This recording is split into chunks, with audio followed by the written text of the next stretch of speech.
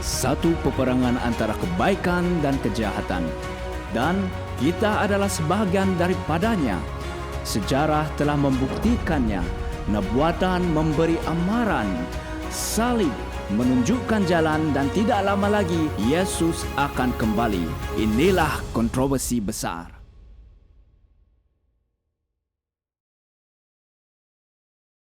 Selamat datang ke Refleksi Kontroversi Besar. Hari ini kita meneruskan perjalanan kita dalam bab 14. Meneroka karya transformatif para reformer Inggris.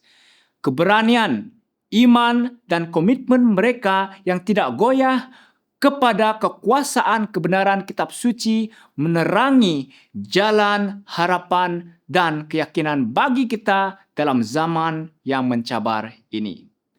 Ketika Luther membawa Alkitab kepada Jerman, William Tyndale terbeban oleh Roh Kudus untuk memberikan firman Tuhan kepada England dalam bahasa mereka sendiri. Tyndale menyatakan, jika Tuhan melanjutkan hidup saya dalam beberapa tahun, saya akan membuatkan seorang anak lelaki yang membajak ladang mengetahui lebih banyak tentang kitab suci daripada kamu.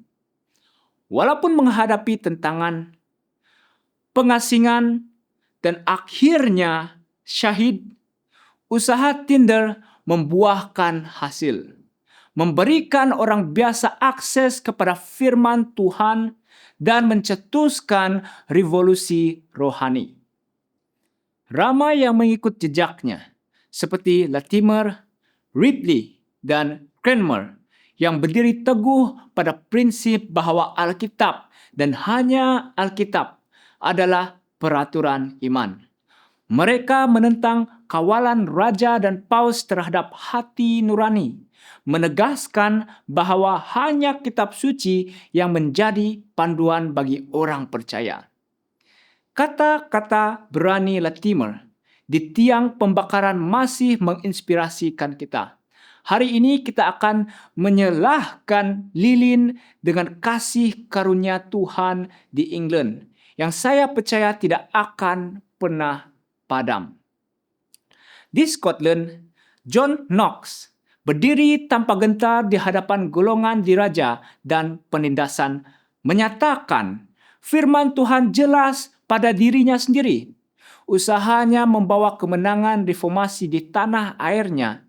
Sementara itu, api penganiayaan di England dan Scotland menyebarkan orang percaya, tetapi bukannya memadamkan iman. Ia menyalakan kebangkitan rohani yang mencapai seberang lautan ke Amerika. Berabad-abad kemudian, dalam zaman kemerosotan rohani, John Wesley dan George Whitefield menghidupkan kembali nyalaan kebenaran. Wesley yang diubah oleh iman kepada anak domba Allah yang menghapuskan dosa dunia.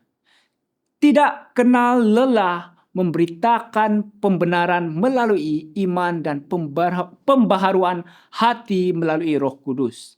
Dia mengatakan, dunia adalah pengembaraan saya, mencerminkan semangatnya yang tidak kenal lelah untuk menyebarkan Injil, walaupun menghadapi ejekan dan penganiayaan.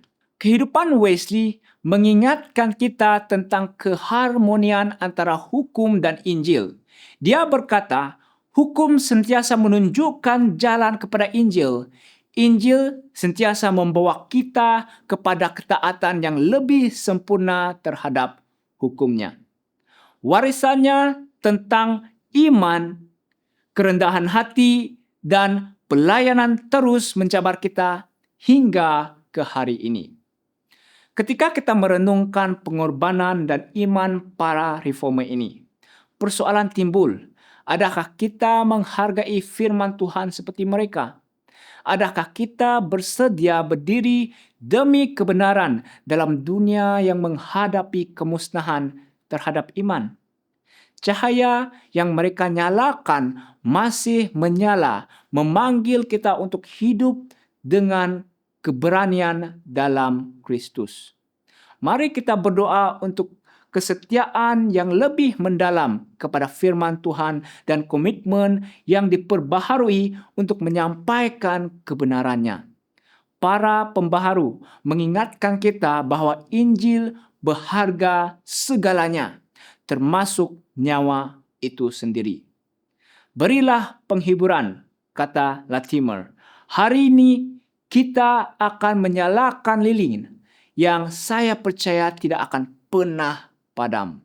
Adakah Anda akan membiarkan hidup Anda menjadi cahaya dalam kegelapan? Ikuti kami pada episod seterusnya semasa kita meneruskan perjalanan melalui kontroversi besar. Tuhan memberkati.